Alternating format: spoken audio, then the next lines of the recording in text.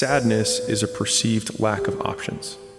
It's why it feels like hopelessness, because you don't know what to do. You don't know what options are available. You see none, which is why it feels like there's no way out. Anxiety is many options but no priorities, which is why you feel scattered but you can't decide. They feel very different, but fundamentally, those are the difference in the conditions that make people feel like they're anxious or they feel like they're sad. And so when we're working through what you were just talking about with, okay, I want to be gym guy and I also want to be work guy, we have many options but a lack of priorities. And so we have anxiety over the fact that we're not making progress on any of them because we have not been able to say this comes first. And so we think about what priority means. It means prior. It comes before everything else. And what I think a lot of people have a hard time doing is being okay with saying no. You do not need them to believe in you. You do not need your friends to tell you you're great. All you have to do is go become great and they will recognize it. You don't need permission from Bob the Builder to become a fucking woodworker. Like, you don't need permission.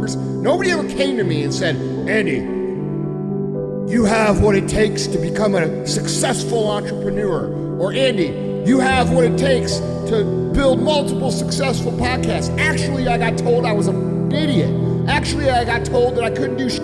Actually, I got told I should get a real job. Actually, I got told that I wasn't capable of any of the things that I've done. I'm not trying to do them, I've done them. Okay, if I went around and asked people what I could and couldn't do, I'd be sitting in the same spot I was 20 years ago. Make up your own mission statement. What do you want to be in life? And once you do that, now you can work with somebody to get better. You can work with yourself to get better. But until you know what you want to stand for, you will always just be sitting down. You'll never stand for anything. There are more people that I have met in my life who are dissatisfied by their live it up 20s than dissatisfied by their work it up 20s. Because most of the time in your 20s, you have no idea what you want. But knowing what you need to do to work and move ahead is fairly straightforward. And so you can take the known and make progress on the one that you have high confidence that you can make progress on. And then along the way, gain perspective on what are the things that are actually important to you in your life. And you may find out often that there are far fewer of those things than you really originally thought.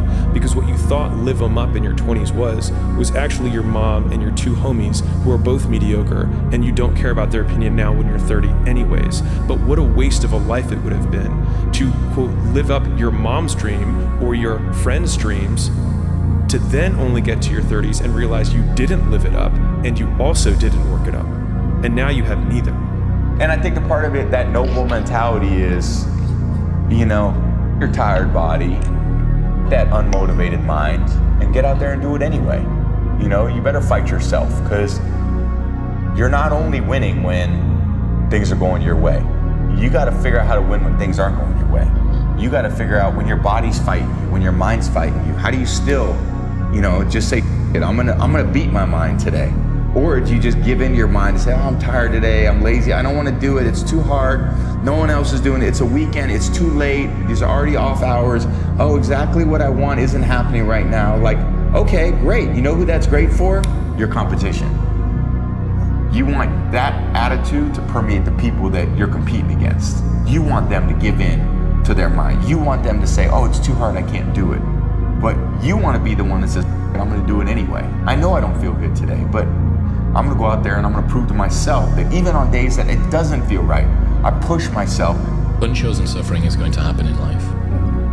Your parents are going to pass away, loved ones are going to die, your relationships are going to break down, your body is going to fail you, you're going to become ill or sick or destitute. Things are going to happen that you have no control over. And the only way that you can prepare yourself for unchosen suffering is with chosen suffering. Right. You can elect to put yourself into a position to become a stronger alloy of whatever the metal is that you're made of. And by purposefully choosing difficult things, you will armor yourself against that situation. It's still gonna suck, but think about how much more fragile you would be if you hadn't overcome all of this stuff.